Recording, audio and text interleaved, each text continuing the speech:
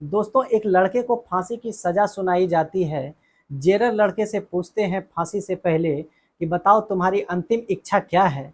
तो लड़का कहता है, साहब मेरी जो अंतिम इच्छा है शायद आप पूरा ना कर सके। तो जेलर साहब कहते हैं, यहाँ फांसी से पहले हर किसी का अंतिम इच्छा पूरा किया जाता है। तुम बताओ तुम्हारी क्या इच्छा है। तो दोस्तों, जेलर साहब से वो लड़का कहता है, साहब मैं फांसी से पहले एक रात अपनी पत्नी के साथ सोना चाहता हूँ। अब जेलर साहब लड़के की बात को सुनते ही अचंभे में पड़ जाते हैं। वे सोचने लगते हैं कि ये कैसी बात है, आज तक मैं जब से जेलर बना हूँ ऐसा कभी नहीं हुआ है। लेकिन दोस्तों, फिर जेलर साहब सोचते हैं कि अगर इसका यही अंतिम इच्छा है तो हम इसकी अंतिम इच्छा को जरूर पूरा करेंगे। दोस्तों, जेलर साहब उसकी पत्नी के यहाँ बुलावा भेजता है और बताता है कि आपके पति को 2 दिन के बाद फांसी होने वाली है, आप उसकी इच्छा को पूरा कर दीजिए। उसकी अंतिम इच्छा यही है कि आपके साथ वो एक रात बिताना चाहता है। हेलो दोस्तों, नमस्कार। हाजिर है आपका दोस्त, आपका भाई, फिर से एक नई कहानी के साथ। दोस्तों, कहानी बहुत ही सुंदर है। कहानी में सीखने योग्य कुछ बातें हैं, इसलिए कहानी को अंत तक जरूर सुने। दोस्तों, कहानी में आगे बढ़ने से पहले एक छोटा सा रिक्वेस्ट, अगर आप चैनल पर नए हैं तो कृपया चैनल को सब्सक्राइब करना ना भूलें, और अगर आपको कहानी पसंद आए तो वीडियो को लाइक करें, शेयर करें। चलिए दोस्तों, चलते हैं कहानी की ओर। दोस्तों, ये कहानी उत्तर प्रदेश के एक जिले की है। दो दोस्त रहते हैं, एक का नाम आनंद होता है, एक का नाम दिवाकर रहता है। दोस्तों, दोनों पले बढ़े एक साथ होते हैं, बचपन के ही मित्र रहते हैं, एक साथ बड़े होते हैं, और एक दिन बड़े होने के बाद दोनों एक साथ कमाने के लिए दिल्ली चले जाते हैं। और दोस्तों, दिल्ली में जाकर के दोनों एक ही जगह पर नौकरी करने लगते हैं, एक ही साथ में नौकरी करने लगते हैं। दोनों जो करते थे एक ही साथ करते थे, एक ही साथ रहते थे, सारा दुख सुख अपना एक दूसरे से शेयर किया करते थे। लेकिन दोस्तों, जिस कंपनी में आनंद और दिवाकर काम किया करता था, उसी कंपनी में एक प्रीति नाम की लड़की नौकरी किया करती थी और आनंद से वो प्यार करने लगी थी। अब दोस्तों, आनंद और प्रीति के बीच में बहुत अच्छी दोस्ती चलने लगी थी। ये देखकर दिवाकर कहता है आनंद से कि आनंद, तुम मुझे भी प्रीति से दोस्ती करवा दो। लेकिन दोस्तों, कोई भी व्यक्ति सब कुछ बांट सकता है, लेकिन अपनी गर्लफ्रेंड को बांटना कोई नहीं चाहता है। इसलिए आनंद ये कह कर के मना कर देता है कि वो तो मेरी गर्लफ्रेंड है, मैं तुम्हें कैसे दोस्ती करा सकता हूँ। दोस्तों, इन बातों को लेकर के आनंद और दिवाकर के बीच में कुछ देर विवाद भी हो जाता है। उसके बाद अब दिवाकर अंदर ही अंदर आनंद से कहीं ना कहीं घृणा करने लगता है, उससे जलने लगा था। दोस्तों, प्रीति आनंद से बेहद प्यार करने लगी थी। अब प्रीति कभी कभार आनंद के रूम पर आना जाना भी करने लगी थी। लेकिन दोस्तों, एक दिन ऐसा होता है कि प्रीति आनंद के रूम पर आती है, लेकिन उस वक्त आनंद अपने रूम पर नहीं रहता है। दोस्तों, इसी मौके का फायदा उठाते हुए दिवाकर प्रीति के साथ गलत तरीके से पेश आने लगता है और फिर जबरदस्ती प्रीति के साथ घिनौना काम भी कर बैठता है और उसके बाद उसे जान से मारकर आनंद के बेड पर सुला देता है। और फिर उसके बाद दिवाकर वहां से फरार हो जाता है और थोड़ी देर में पुलिस को फ़ोन करके भी बता देता है कि यहाँ पर एक लड़की का डेड बॉडी है, आप आ जाइए। दोस्तों, पुलिस मौके पर पहुंचती है। उससे पहले आनंद अपने रूम पर थोड़ी देर पहले ही अंदर आया होता है और पुलिस को तो वहीं पर आनंद मिल जाता है। पुलिस आनंद को गिरफ्तार कर लेती है और डेड बॉडी को, प्रीति के डेड बॉडी को अपने कब्जे में ले लेती है। दोस्तों, पुलिस आनंद को ले जा करके थाने में पूछताछ करती है, लेकिन आनंद को कुछ पता नहीं होता है, इसलिए आनंद बता नहीं पाता है कि ये सब कैसे हुआ है। लेकिन दोस्तों, सबूत नाम का जो एक चीज़ होता है, वो सबूत के नाम पर वहाँ पर आनंद ही पुलिस को मिलता है। इसलिए पुलिस का शक आनंद पर ही चला जाता है कि आनंद ही इसका कत्ल किया है।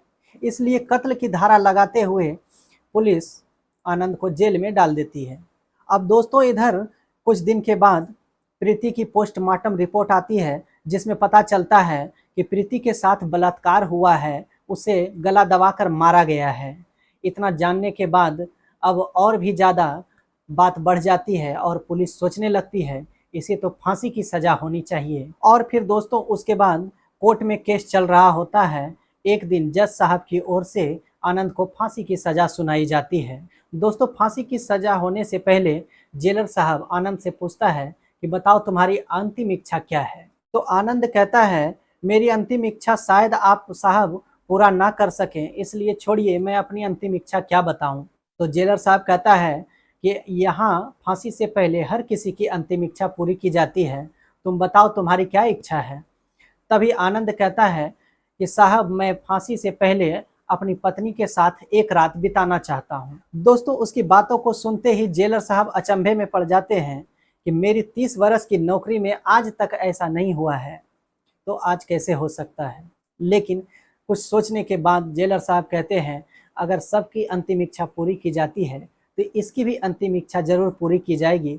उसके बाद बाइज्जत उसकी पत्नी को बुलावा भेजते हैं और उसकी पत्नी को बुलाया जाता है। दोस्तों, उसकी पत्नी आती है। उसके बाद जेलर साहब बताते हैं कि तुम्हारे पति को 2 दिन के बाद फांसी होने वाली है, इसलिए उनकी अंतिम इच्छा ये है कि तुम उसके साथ एक रात बिताओ, तो तुम उसकी अंतिम इच्छा पूरी कर दो। दोस्तों, आनंद की पत्नी तैयार हो जाती है और उसके बाद जेलर साहब के द्वारा आनंद को बताया जाता है कि तुम्हारी पत्नी आ चुकी है। और फिर जिस बैरिंग में आनंद रहता था उस बैरिंग को खाली करवा दिया जाता है और फिर गेट के बाहर 2 गार्ड को लगा दिया जाता है उसकी पहरेदारी के लिए। और दोस्तों, जेलर साहब चुपचाप अंदर में ऑडियो रिकॉर्डर लगा दिए थे ताकि जेलर साहब अपने ऑफिस में बैठे बैठे उस ऑडियो को सुन सके। उसके बाद दोस्तों, जैसे ही उसकी पत्नी आनंद के पास जाती है तो उसकी पत्नी उसकी पैर छू करके प्रणाम करते हैं। और फिर दोस्तों, आनंद की पत्नी बहुत ही अच्छी थी, बहुत ही नेक दिल की थी। अब दोस्तों, दोनों पति पत्नी में बातें होने लगती है। उसके बाद आनंद की पत्नी आनंद से पूछती है कि आपने ऐसा क्यों किया, उस लड़की से प्रेम आप करते थे तो उस लड़की की हत्या आप क्यों कर दिए, आप ऐसा क्यों किए, ऐसा नहीं करते तो आज आपको फांसी नहीं हो रही होती। अब इतना बात सुनते ही आनंद फूट फूट करके रोने लगता है और ये सारी बातों को जेलर साहब अपने ऑफिस में बैठ करके सुन रहे थे। दोस्तों, उसके बाद आनंद बताने लगता है कि मैंने प्रीति का हत्या नहीं किया है, ये हत्या तो दिवाकर ने किया है। दिवाकर उस प्रीति से बहुत जलता था और मुझसे भी जलता था, वो मुझसे बहुत घृणा करने लगा था। और फिर उसके बाद और सारी बातें पहले की आनंद अपनी पत्नी को बताता है कि मेरे कंपनी में प्रीति काम किया करती थी और वहीं से मेरी दोस्ती और प्रीति की दोस्ती दोनों की चालू हुई। इसे देख करके दिवाकर बहुत जला करता था। मेरे और प्रीति के बीच में कभी भी कोई गलत संबंध नहीं था, सिर्फ दोस्ती और दोस्ती था। वो मेरी टिफिन को खा लिया करती थी, मैं उसका टिफिन को खा लिया करता था। और फिर कभी कभी मेरे रूम पर भी वो हंसते हंसते खेलते खेलते घूमने आ जाया करती थी। और फिर कभी कभी मेरे रूम पर भी टाइम मिलने पर घूमने फिरने के लिए, कुछ बातचीत करने के लिए आ जाया करती थी। तभी आनंद की पत्नी पूछती है कि उसके बाद फिर क्या हुआ। तो आनंद कहता है कि जिस दिन प्रीति की हत्या हुई उस दिन दिवाकर रूम पर था और मैं सब्जी लाने के लिए मार्केट चला गया था। इसी बीच में प्रीति आ गई और उसके बाद न जाने दिवाकर ने प्रीति के साथ क्या क्या किया और किस तरह से हत्या किया। और फिर उसके बाद दिवाकर फरार हो गया और मैं जैसे ही वहाँ पर आया, पुलिस वहाँ पहुँच गई और फिर मुझे गिरफ्तार करके मुझ पर ही शक करके और फिर मुझे फांसी की सजा सुनाई गई। मैं बिल्कुल निर्दोष हूँ, मैं प्रीति का हत्या नहीं किया हूँ। लेकिन ये बातें मुझे बोलकर बताने के सिवाय मेरे पास और कोई सबूत नहीं है और इसलिए जैसी परमात्मा की इच्छा उसे स्वीकार तो करना होगा। लेकिन तुम्हारे पास तो 2 बेटा है, उसकी अच्छे से परवरिश करना, उसे बहुत ही अच्छा संस्कार देना। मैं तो अब तुमसे नहीं मिल पाऊंगा कभी भी। तुम तो जानती हो कि कानून अंधा होता है, कानून सिर्फ और सिर्फ सबूत के आधार पर चलती है, जो कि सबूत मेरे पास कुछ नहीं है। मैं सिर्फ बोल करके ही किसी को बता सकता हूँ, इसलिए मुझे फांसी की सजा दे दी गई है। मुझे अगर कोई कहे कि मंदिर में भी खड़ा होकर के बोलने के लिए, तो मैं यही कहूँगा कि मैं प्रीति का हत्या नहीं किया हूँ, मैं निर्दोष हूँ। मुझे अगर आग में भी हाथ डाल करके कोई कहे कि तुमने प्रीति की हत्या किया है या नहीं, तो मैं यही कहूँगा कि मैं प्रीति का हत्या नहीं किया हूँ, मैं निर्दोष हूँ।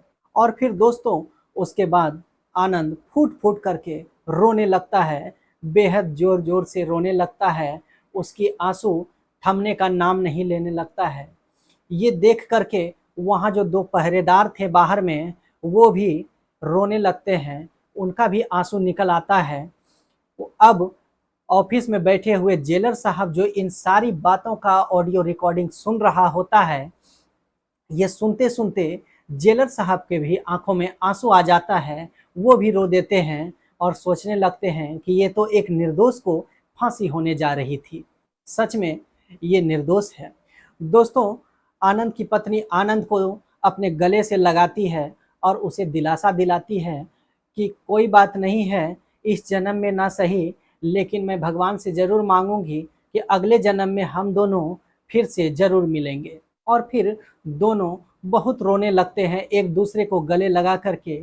इस तरह से इनकी रातें बीतती है, उसके बाद सुबह हो जाती है। अब दोस्तों उसके बाद जेलर साहब को चैन नहीं मिलने लगता है और वो और भी अपने वहाँ पर जो गार्ड रहते हैं उन सभी के साथ में भी बात विचार करने लगते हैं कि इनका तो फांसी गलत तरीके से हो रहा है, ये तो निर्दोष है और निर्दोष को फांसी होने जा रहा है, ऐसा नहीं होना चाहिए था, इसकी फांसी को तो रोकवाना होगा।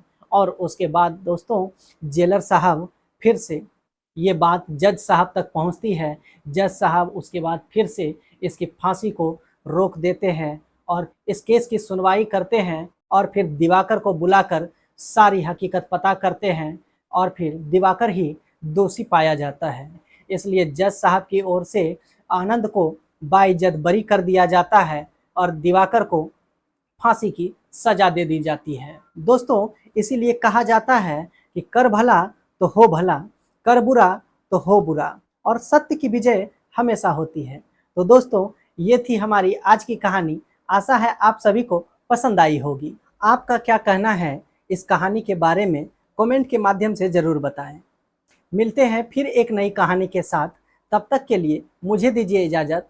धन्यवाद।